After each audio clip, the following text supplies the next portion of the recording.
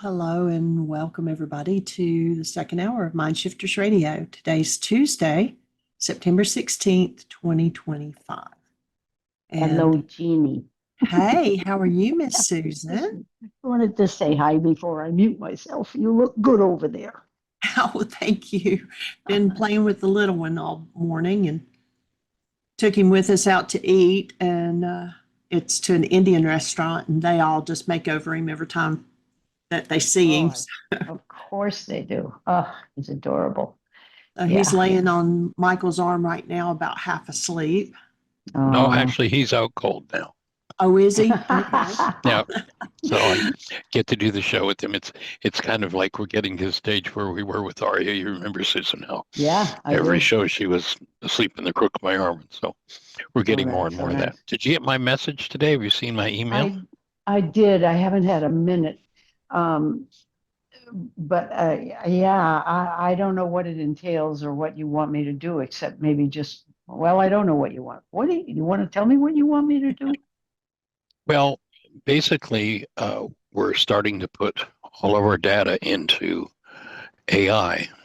And Mm-hmm. I had sent you a copy of, I kind of created with AI a vision of how we were going to do this and put it out there. Mm-hmm. And so that I just sent you that vision, figuring you might like to have a look at it and might have some thoughts or feedback. So you sent me an attachment because I saw the email, but I went through stuff fast because I haven't had a minute till just Yeah, Dr. Tim's show. Yeah. yeah, yeah. There's no attachment. There should just be an email with Okay. that. I'll pay And attention so, after the hour. Yeah. yeah, Okay. cool.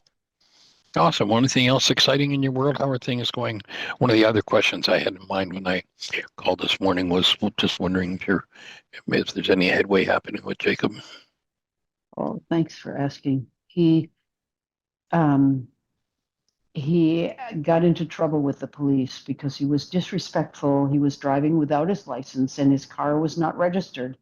And he argued with them and they gave him a citation and he had to appear in court. Well, his court was yesterday, and Tim found a lawyer for him in Pittsburgh where he is. And the lawyer showed up just at the last minute, and Jacob had been fighting Tim about it. He said, I'm going to represent myself. I'm going to go. And Tim said, I wouldn't advise that. You have Sure. trouble calming down. It would be good to have somebody coach you. Tim found him a lawyer, and then the morning of, that was Monday morning, the lawyer calls Tim and says, where is June? His now June Moorhead.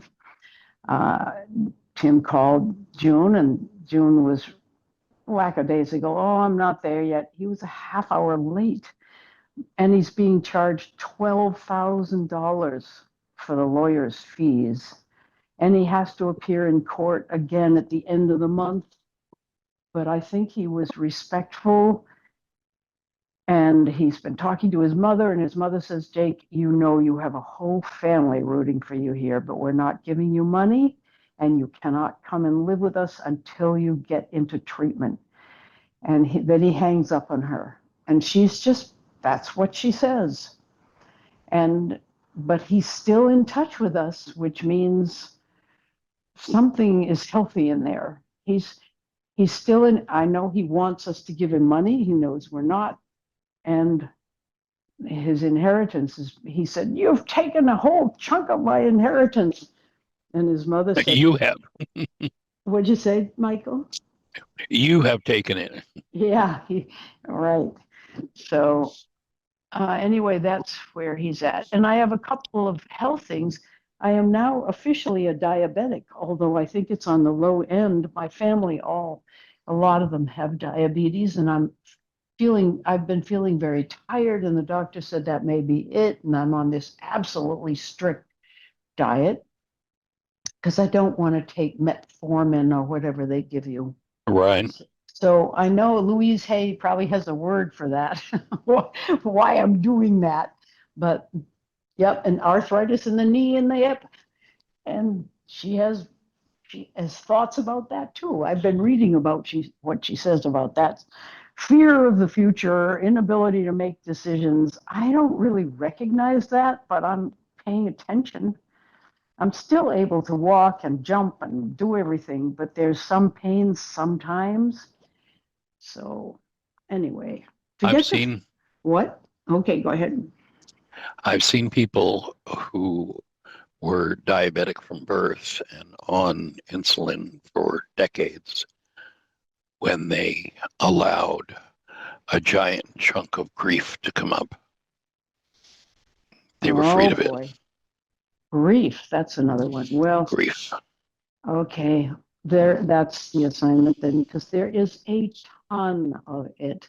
And I don't do very well with expressing that at all. So yeah, okay, thanks. Holding the space, and I can imagine that this going on with Jacob is just going to stir that on another level. And, perhaps this confront from the culture rather than from the family might just be what Jacob needs to get his attention. I'll hold the space that it does. Yeah, I think that's true. I think the grief is probably pretty universal now. The grief of the enmity and the misunderstanding and the ugliness, which none of us wants on either side. Nobody wants it. What is this that's showing up? Insanity. But how did we get here? I know you don't, this isn't the object of the program, of the radio show and everything, but The number one pseudo solution of the non-being mind is if I could just figure this out. And my offering is you can't figure it out, but you can forgive it. You can go into yourself and forgive, look at the goals you hold, and start dropping into what's the part of you that's cooperating with the collective creation of all of this insanity right now. Yeah, that's true. Well, I have a win and a testimonial. I've had a lot of trouble with my younger sister. We had the best talk yesterday because I am now aligning myself. She's a shopaholic addict and a blamer and all this stuff.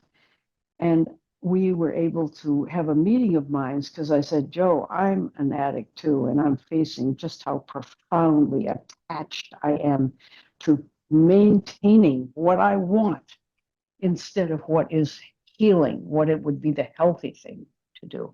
Mine's love addiction, but hers is material. There's no difference. So anyway, we had this long talk about how hard it is to give up and get sober and what that means and how scared we are to do that. So thanks for the wake-up sheets because I was able to do enough to not want to kill her. Instead, I could. Okay. So notice a moment ago you asked a question. What's gone on that our culture has gone this far into what nobody wants? Just what I've been doing with my sister. And notice the underlying thought with your sister. Yeah, right. That's a pretty heavy-duty thought. Thank you, Jeanie. Jeanie just put in Louise Hay's thing. I'm going to copy that and really have a look at that. Yeah, okay. So, Michael, carry on. Thank you. Got my marching orders, that's for sure.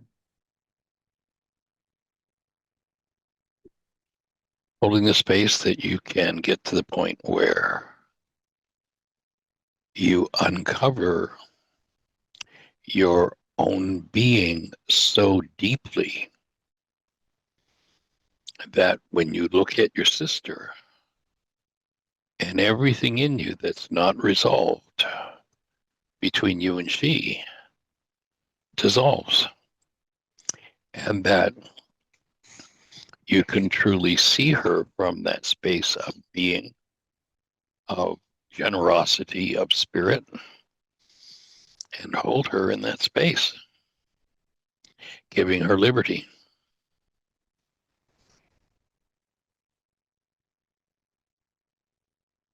What does that mean, give her liberty? She's going to make choices that you don't agree with, okay. probably there'll be decisions. Mhm. And the objective would be that you can hold her in that space of love, regardless of what decisions she makes, Mhm. that you can maintain the presence of love in Mhm. you. Doesn't mean you have to cooperate with any of her, like you're doing with Jacob. Doesn't mean you have to support any of it, but Mhm. that you can really, truly just stay connected to love and embrace her. And each person who does that opens another space on the planet for everybody everybody's got somebody else that's the problem in their lives. So holding the space, you can resolve that. Well, you just put your finger on it. The cultural thing and my sister. Thanks, Michael. And just allow yourself to do some just really gentle internal breathing and go into that holy of holies and find yourself. Find your being on another level. Reveal your own being to yourself on another level.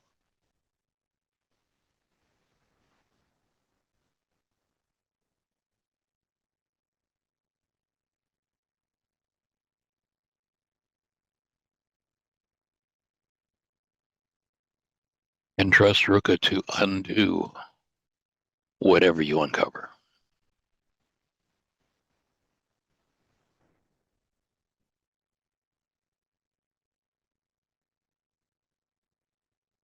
And holding you in the space as you do. Thanks, Michael. That's very helpful. Thank you. All right, dear heart, holding you. Thanks. All right. Well, I I'll had talk to gotten an Susan email Fluid. from Melissa, but since she's on here, perhaps, Melissa, do you want to share it yourself or do you want me to read it?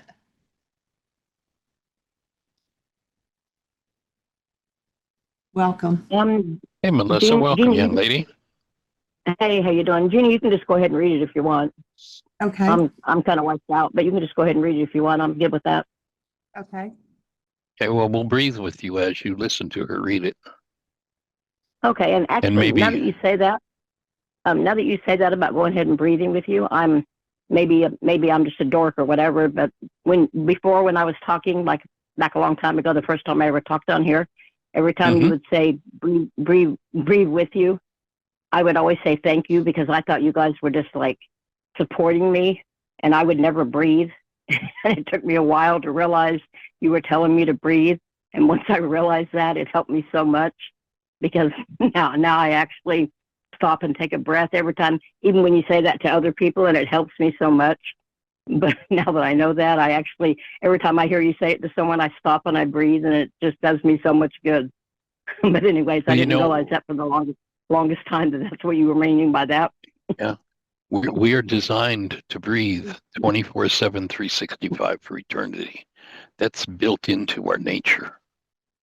And we have to inhibit that. And when we inhibit that, that's, if we want to get an idea of what that means, if you go to the Greek, the common translations of the scriptures, what that subventilating or not breathing is in the Greek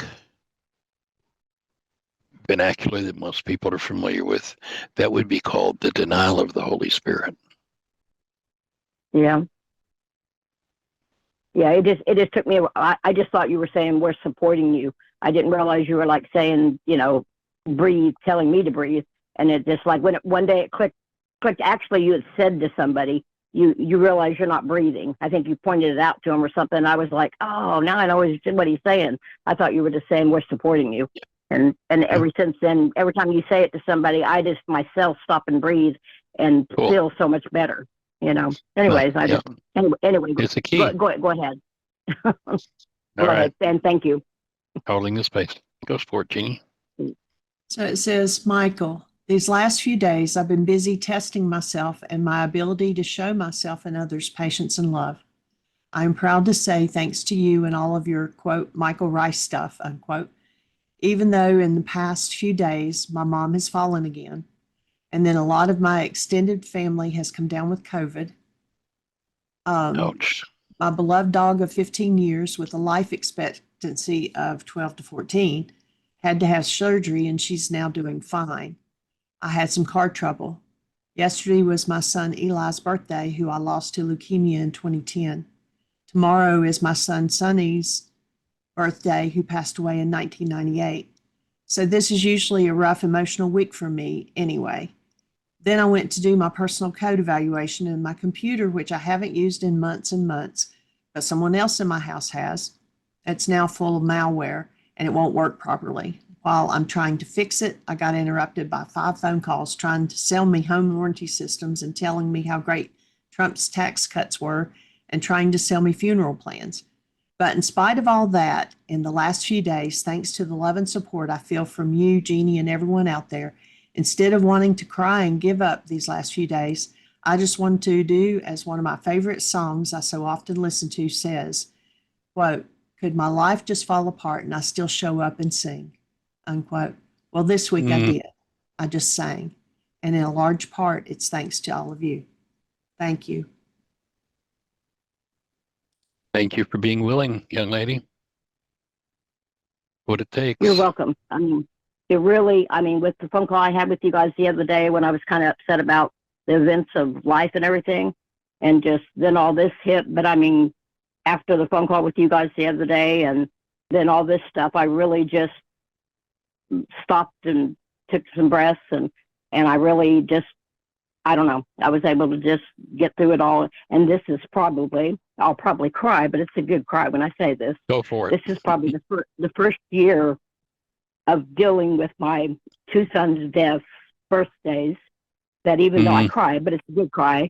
I'm actually, like yesterday with Ellie's birthday and then tomorrow's Sonny's birthday, I actually kind of feel, instead of just a sadness, which of course is a sadness there too, but I mean, I just kind of feel almost a good thing instead of just like I just want to crawl into the covers and cry. And I feel like it's in a large part because of all the worksheets I've done, especially in this last year, and just even talking with all of you guys. I mean, it just, I'll tell everybody out there listening that might listen in the future too, that just really doing all this stuff really just makes such a difference in your life and everything. I mean, it just, if you just do any of the stuff and doubt whether it's helping you, even if you don't really acknowledge this on a conscious level, it really does help. So just keep doing it. It matters. Yay. That's awesome. Well, I'm delighted that you've chosen to do your work, and I'm delighted that you're getting to experience the fruit of your work, and that you can open that space for love to be present in circumstances. You know, what I hear you describing is the same thing that Yeshua was describing when he said, I'm in this world, but I'm not of it.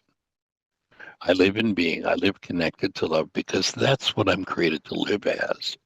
And yes, my mind wants to serve me up all kinds of other realities, but I don't have to go there. I'm not of that anymore. And that's what forgiveness does. So that's an awesome testimonial. Thank you. Well, it's great. And I hope, I wish it for everybody. I really do. And I feel like everybody around me can feel it from me, and I hope they do.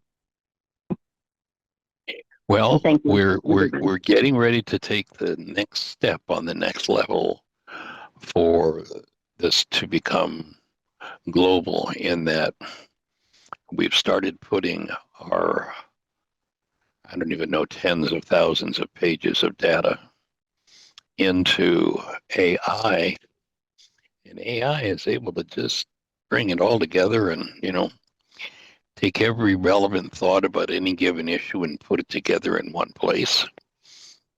All of the radio shows, we're going to have all of that, all of my writing, the book, the whole website, all of that will be there, and it'll be in most every language on the planet, and therefore universally available. So thank you for doing the work that's opened the space for that to move forward and for that to happen.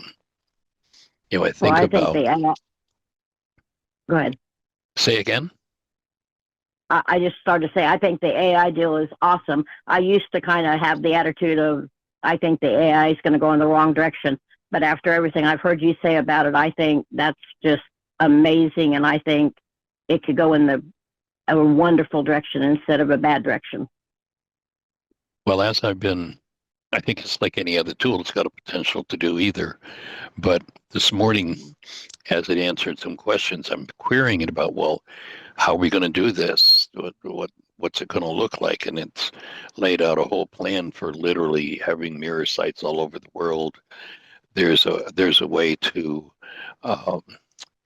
make a site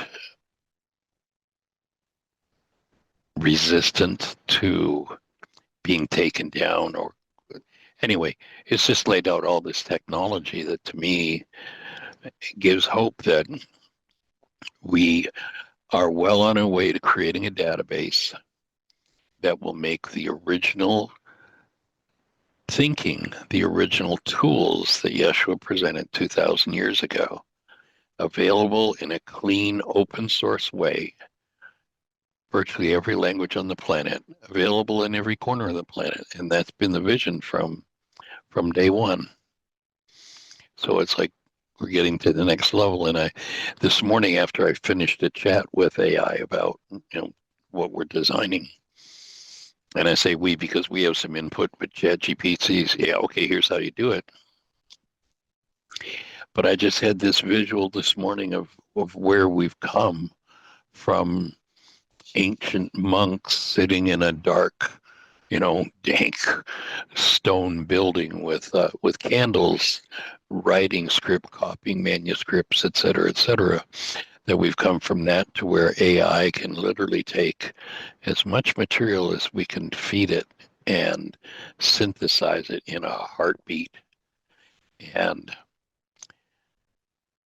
it's mind-boggling, and to me gives a whole other level of hope. I've had this vision for 40 years about making it globally available. And, we hear from, 20 different countries on an ongoing basis. So it is global, but it's not exactly available yet. But I think AI is going to make the difference. And while, people are out there doing all the political stuff that's going on, all the control games, all the money games and all of that we can put something out that gives anybody the tools free. They can literally talk to the thinking of the first century Aramaic Yeshua from anywhere on the globe in their own language. And I think that is going to result in bringing forward such goodwill and such well-being that it could be the thing that changes the game for everybody. I agree. It's like the power of love. It's like amazing. That's it. That's awesome. That's it. It is amazing. And I'm like, it's not like I've never felt it, but it's like it's like every time you get a step higher, it's like it just gives you this inner boost that you didn't know was even there. Yes. It's just cool. It's just really cool. And I'm thank with you, as always. And the fact that when you breathe, you are literally sharing the breath of the Creator. Not just, here the Creator gave you something. Ruka Takucha. This is the breath of the Creator that we are getting to share in. And many people cut themselves off from it because they don't want to feel. They don't want to deal with. And when the breath is held, literally, it creates this unnatural condition. It creates a veil in our temple, the barrier between the subconscious and the unconscious mind.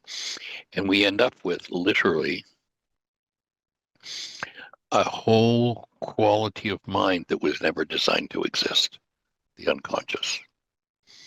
And when you choose to breathe, the reason it feels better, if you let yourself move and go through it, is because once you apply the breath to the areas in your life where you have dissociated from and shut things down, those things open back up again, move, and you're freed from them.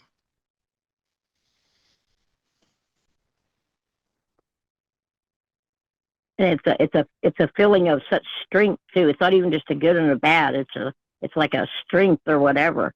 And it's like and maybe this sounds silly to say, but it's like I've been around my whole family, and maybe I'll be proven wrong. I don't know. But it's like whenever they all started saying, "Oh my God, I have COVID" and all this other stuff or whatever. And like I said, maybe I'll be proven wrong, but it's like I felt like the last couple of days I'm not going to get sick. I just feel like Well, we'll hold the space that you stay well. whatever's in me, I just feel like I cannot get sick right now because call it love, call it whatever it is. I just feel like it's impossible for me to get sick. And like I said, that may sound silly, but I just feel like right now I just can't because of what's in me or whatever. And I know, like I said, maybe I'm just sounding silly, but I don't know. Not silly at all. It's not silly at all. My offering is COVID has never killed anybody. COVID is an energetic pattern that can only attach to energies like itself. And when it does, it intensifies what's already held in the system. It is of a disintegrative nature. And that intensification of what one is already holding on to that never belonged is what kills people when COVID shows up. And I say that from the point of view of experience. You know, Yeah. my last 6 days in utero, my mother had toxemia and they gave her Pitocin for 6 days straight to try to get me out. And they called my father the evening of my birth and said, if you want to see this kid alive, you better get down here because he's not going to live through the night. And I was almost dead 3 or 4 times from lung issues as a result of that experience. The time when my lungs used to fall apart, quote unquote, as a kid was about the time school opened in September. I was rarely ever in school for the first 2 weeks of school. I was in an oxygen tent in the hospital. And I lived on an inhalator and pills until about the age of 25.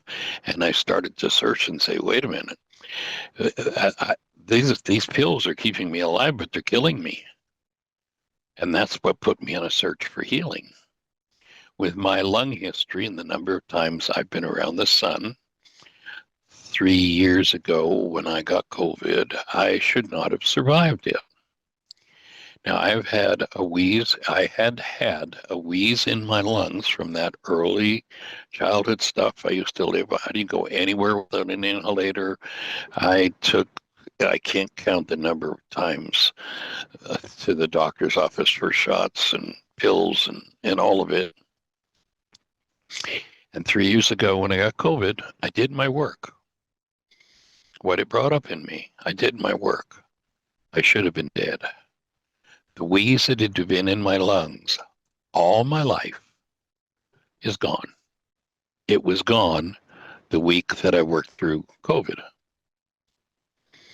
Now, somebody could say, well, yeah, sure. However, the same week, Jeanie got COVID. Jeanie, one of the things that you probably could easily imagine, spends a whole lot of time sitting in front of a computer, which is not always the best thing for one's neck.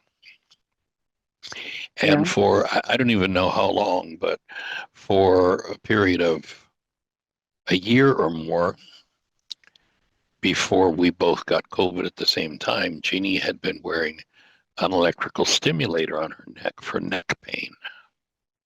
We both did our work through COVID.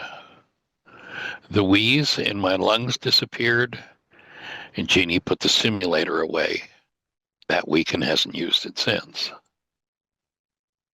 If COVID shows up, pay attention, use the tools, do your work. COVID doesn't kill.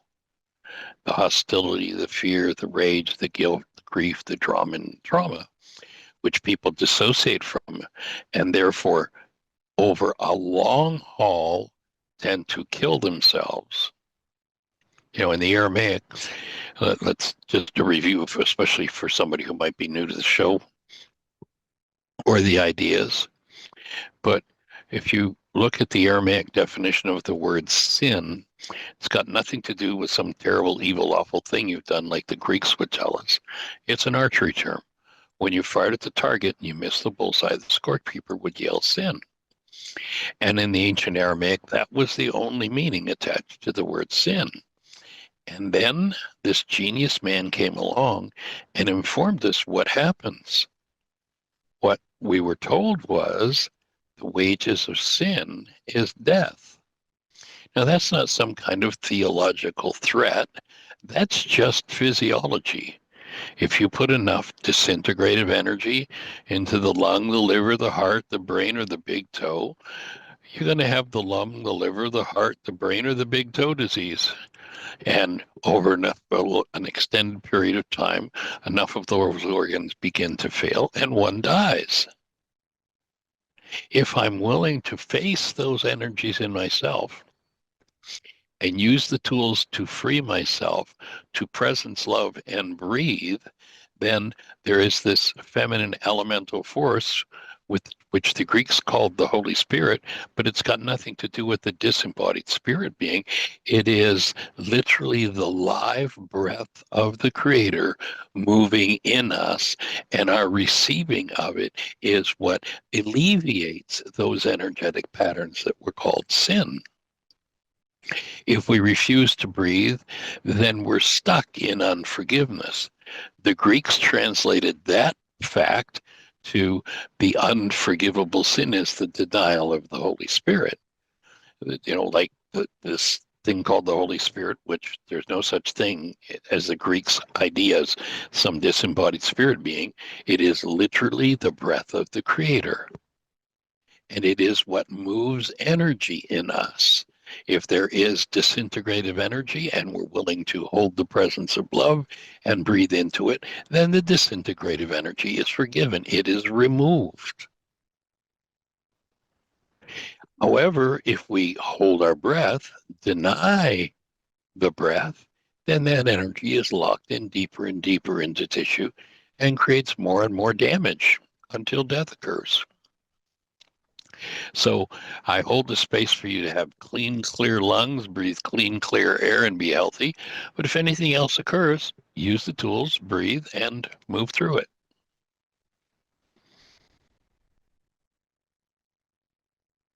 I hope that makes sense for everybody. Perfectly for me. Even more so clear the last few days. And thank you. Awesome. Awesome. Well, any other thoughts for you, young lady? Any other way we can support you? Nope, I feel like I'm on top of the world right now. All right. Well, thank you for saying thank you. We appreciate it. You're welcome. To everybody take out care. there, not just you, to everybody. You got it. Yep. It's an awesome team. We're blessed. This is in Aramaic what the Greeks misunderstood and misinterpreted as the kingdom of heaven is the community of love. And that's exactly what we're working on developing and building here. So welcome to it. You're doing a good job. Glad you're part of it. Thank you. All right. Well, anybody else with a thought for us there? Hey, Michael, it's Terry. Hey, Terry, welcome, sir. All right, we're cruising through Vermont, so I seem to have up near the Burlington, the college and all, but went to town. I've been listening. I wanted to share a little thing that came through today. I sent you a copy of this video that Ian sent me. Secret History number 4: How Evil Triumphed. It's a professor in Beijing, and he was talking about it. His theory about how evil manifests. I thought, well, let's see what this guy's got. And one of the things he was doing was the word genocide. He would not speak it. He would write it on the board because he said there was bots that would pick it up and censor him, and his stuff wouldn't go out with certain words. YouTube will block the presentation and all. I don't know if that's true or not. It's an interesting concept. But as I was reflecting on that, and he was telling the story about what's going on in Gaza and how many children are being killed, and he underlined the word genocide, and Yeah. it came clear to me what's going on there was that in my morning meditations, again, regularly, but then I leave the backside blank and I turn it over and I draw a mandala. I was young, started using mandalas and the I Ching and all this for his enhancement and development of his connection with the unconscious. And I was like, oh yeah, we're connecting with the collective unconscious. And that's what's happening with the genocide going on over in Israel, because you're thinking like, how could this possibly be going on? How could this really be happening? And he was explaining how it's the Jews have a belief that they are the chosen people, and that part of the, and I may not be getting this exactly correct, but they're the chosen people, and that at the end of the world, it will be them against everyone else. So unconsciously, for that to happen, they would have to create such a horrendous thing that it would rally all the humans and they could have this self-fulfilling prophecy. But it's really just all bullshit, unconscious mind running the show. And at Definitely the time for healing on a major level. Yes, completely. The unconscious is because that was impregnated into the mind of so many generations. Just think about how many thousands of years that story has been told, and prophesized, and all that kind of stuff. I just had a really beautiful aha moment about the collective unconscious and how those things can come about, but also at the same time, there is a solution. Yes. Yep. And this is what you're offering and putting out here. And also at the same time that I like to imagine that at the same time that type of energy is reaching a critical mass point where we're equally and increasingly pushing forward a critical mass Yeah, on the opposite side. it takes a significantly smaller number of people who open and do the work and embody the presence of love to bring about a shift than the gross hostility and fear-based stuff that's creating the insanity. So to me, that's one of the reasons for doing this the way we're doing it, is making it available and creating a network of people that shift the energy in themselves. That makes perfect sense. See, with the quote that we've been hearing the last week or two or whatever about, until you bring the unconscious present, it'll run your life. Paraphrase that also. And that's exactly what I said. Once we bring it to the conscious level, the power behind that would be magnified by our conscious mind, so that it would take fewer to accelerate that than the kind of floppy, loosely integrated unconscious stuff, even though it's big, but all that, it doesn't have the laser intensity that happens once it's brought to our conscious mind, and we can apply consciously energy to that unconscious, that it gets magnified. That makes perfect sense. A little leaven leavens a whole loaf. And that statement's not about bread.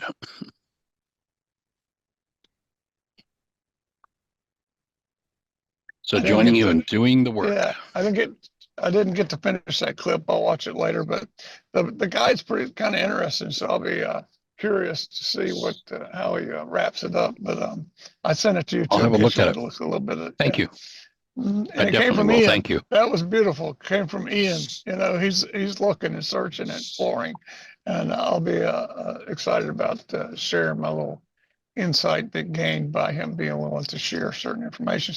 Oh, and one more piece, see, because he kind of falls into the conspiracy theory thing once in a while. You know, a lot of people will get into that. It's like, oh, it must be some secret society and it's conspiracy. Well, the unconscious is a secret society. It's the one hiding in plain sight was my revelation last week. Oh yeah, it's hiding in plain sight. It's the unconscious. That's the secret society. You know.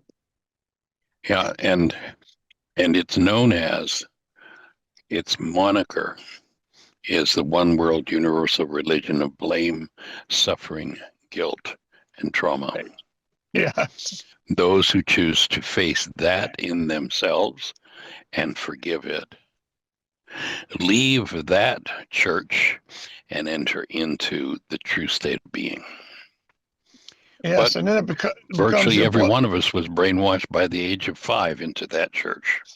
And what's that piece you offer about the bloated nothingness? Yeah. You know, oh, who was it that said that? Blake, maybe. Blake, one of those writers. Yeah, get your bloated nothingness out of the way. Yeah, that's it. That actually could be a reference directly to the Yes, unconscious. exactly. Yeah, get your It just bloated nothingness out of the way. It came up when you were sharing. It's like, Good that's thought. the bloated nothingness. Yeah. That's it. Yeah, And I'm with you on that. that takes away the fear and the terror, which is all false evidence appearing real anyway. So let's really look at this thing. This is, you know, it's a boogeyman, but it's not a boogeyman. You know what I mean? It's like, it's this thing that we've got that it's an energy system that we can transmute. Yeah, it's nothing but thought. Mhm. Nothing but errant thought. And of course, I just noticed my vitality set at a whole new level, and I was feeling great today. So we know what's next. Yay. Well, holding the space, and I'm delighted that Yeah, Ian's yeah, stepping up on the path. That's awesome. yeah. Mhm. It's great. Proud of you that you didn't work out. Very cool. Well, enjoy your next few days there and safe travels home. Okay, thank you. Appreciate it so All right, much. blessings. Bye-bye.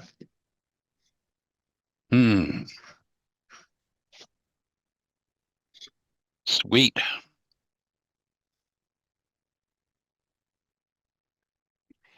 So who else has a thought for us?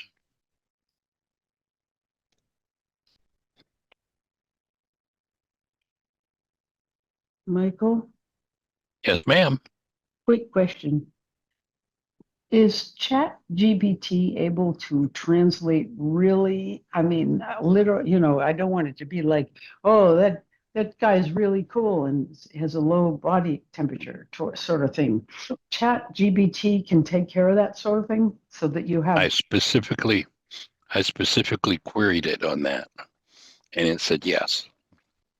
I can take it into most languages on the planet. It didn't say every. Most languages on the planet, and I can verify that the intent and meaning will be, the integrity of it will be maintained in each translation that's done. fantastic. Okay, thanks. So, good to know. All right, I'll pretty mute. amazing. Yeah. Pretty amazing, yes. So breathing with each of you, my brothers and sisters, walking each other home. Does anyone have another thought for us? What's happening in your world?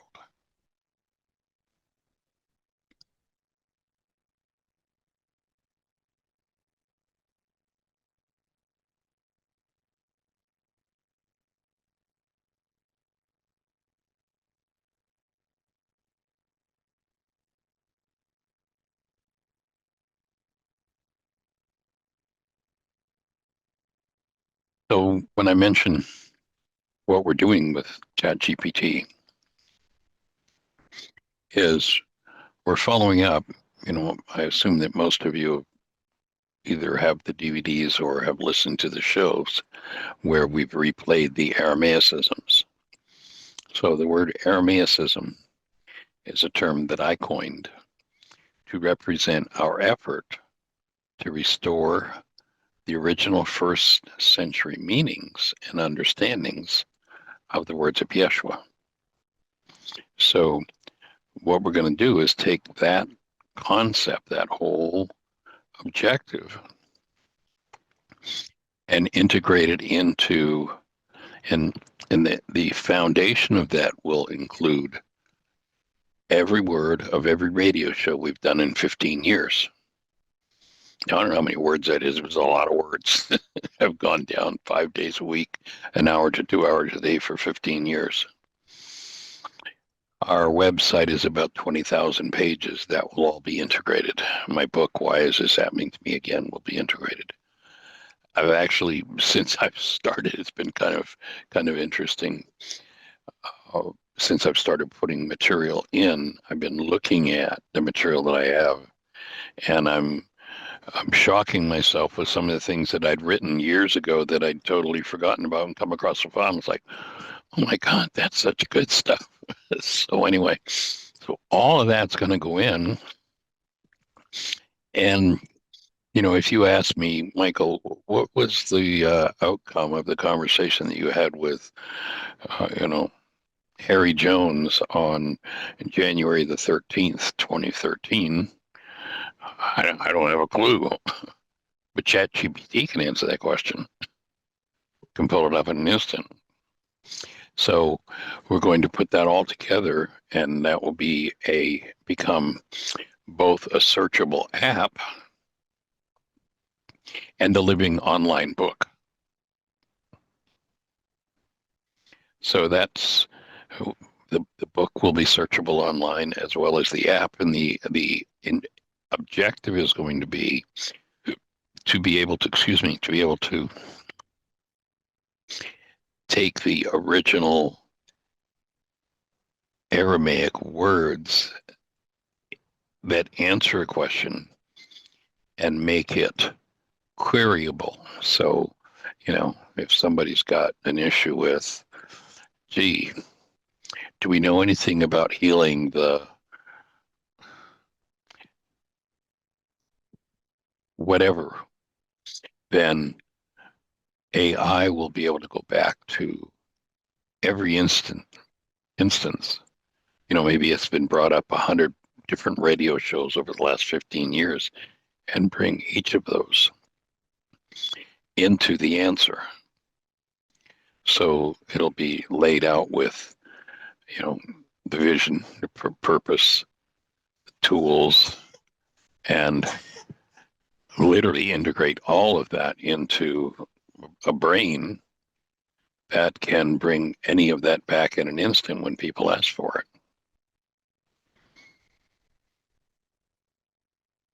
So that's the vision, if everybody would hold the space for that. And if anyone happens to be in a posture where you'd like to volunteer, there's a lot of material to be input. I'm still learning and working to build the brain cells for how to understand it and how to bring it together. But it would be nice if a couple of dedicated folks who had the space and the wherewithal. We're not a funded organization, so can't go and hire people. But if somebody said, this sounds like a worthwhile project to dedicate a piece of my life to, then great, jump on board, let me know. Beyond that,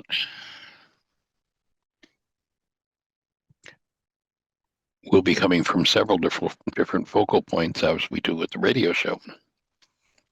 With, here are the practical tools. Here's what was meant in the original Aramaic, laying out, the reality management worksheet, the still point breathing, power person dynamics, healing generational trauma. And what I'm looking at is that this will not just be something that is finished and it's static, but is printed online so that anybody can access it, and is live so that if a new level of understanding, a new piece of information, a new example comes in, we can just put that right in that live book that's continuously being edited, continuously being upgraded in its understanding, its clarity, and its accuracy.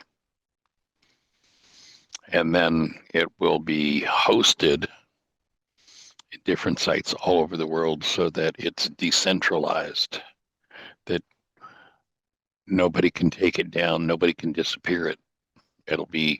It's decentralized and it's out there on the web for eternity.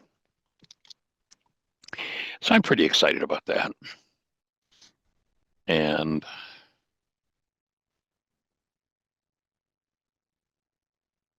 if anyone has any thoughts or input on support you'd like to offer, input you got, then I'd love to hear from you. Any thoughts you want to put in writing, you can send to Jeanie. Her email address is jeanie@whyagain.org. So if you have anything to add to the conversation, that would be awesome.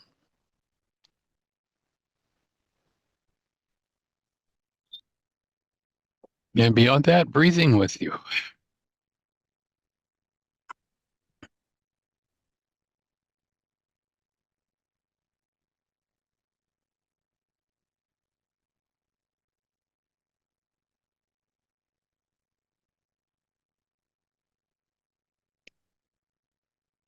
You look at the way that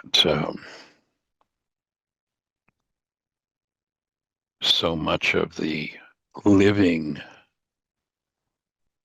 words of Yeshua went from we might call it a vitalist society that was Aramaic into a static, decaying society that was Greek. And, went from this thing called sacred breath, that literally we were at the moment of our birth given direct access to the Creator's breath. And now people are walking around looking for a Holy Ghost or a Holy Spirit, like it's some sort of a disembodied spirit being. And that has really degraded.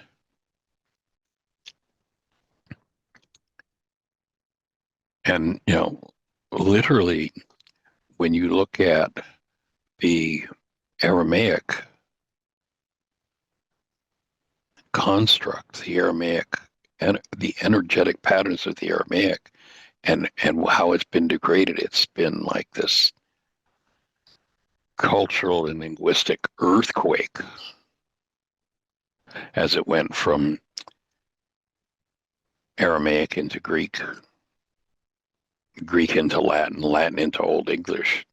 And each translation, or pardon me, cancel that. There are no translations. Translation means the accurate rendering of the meaning of a word as it is being held in one set of brain cells, the speaker or the writer, into another language. There are no Greek translations. As the subtitle of the book, it's all Greek to me, Yeshua would say. So each step away from the Aramaic, the life was taken out of it. An embodied state of being turned into a static, fear-based Greek philosophy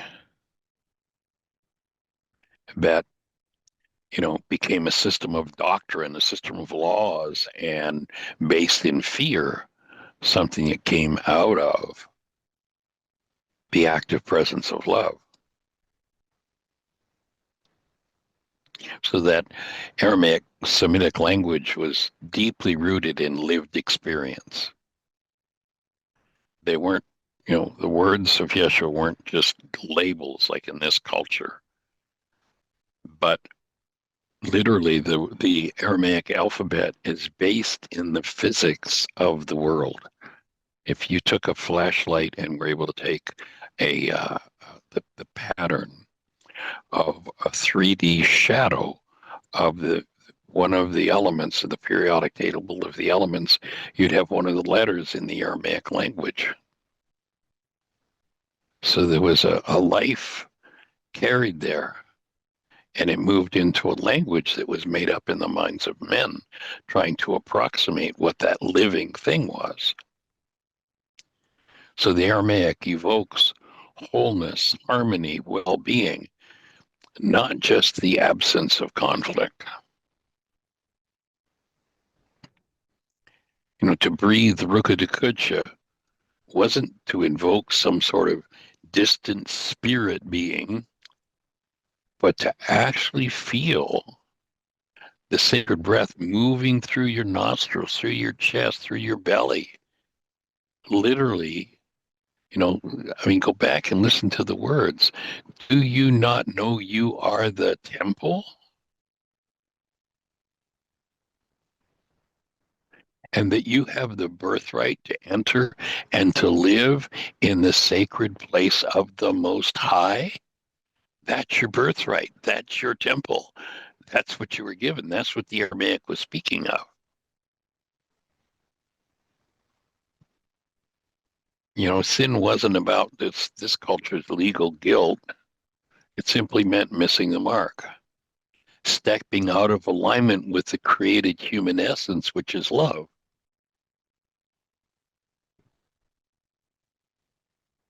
Forgiveness in Aramaic is this inner act of release, literally letting hostility, fear, and all energies that were off the mark be removed, dissolved, which means the total restructuring and reorganization of our energy system. The Greek language couldn't even start to comprehend that.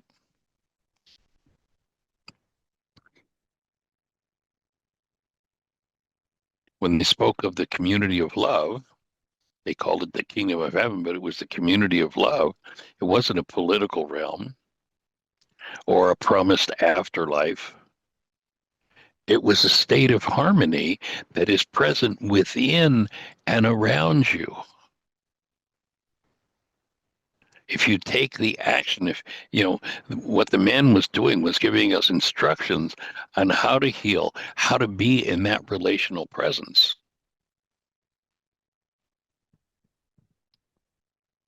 He instructed how to, and you'll remember there's a group that comes to me and says, why do you come to me shouting my name, you know, using meaningless, empty words? Why do you come to me calling me Lord, Lord, and you don't do what I told you to do?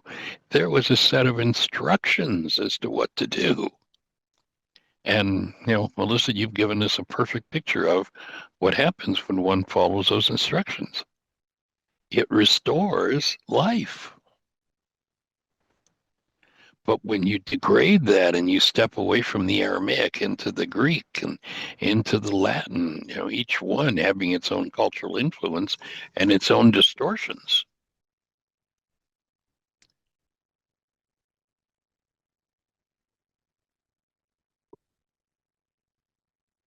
So when the Aramaic ideas of Yeshua were interpreted by the Greek, they were interpreted through a filter and a culture shaped by Plato, Aristotle, and the whole Stoic philosophy. Greek thought, you know, leaned to dualism, spirit versus matter, idea versus physical. Aramaic, the verbs in Aramaic were carried process and flow, where Greek nouns fix things into static, you know, physical characteristics. And there came a point where, you know, there was a negotiated settlement between the scientists and the church, and the scientists would get the world of matter, the body, and we'd chop it apart and we'd separate it from the mind. And that went to the church. And that dualism has created such insanity. And we're here to provide Yeshua's solution to that insanity, the how-to of freeing yourself. So thanks for joining us. Please hit a like if you watch any of the shows on YouTube. Join the YouTube channel. Make a comment on the videos that you watch. That helps the algorithm move things in our direction. And have the best year yet of your eternal life. It's an awesome gift to give the world. Blessings.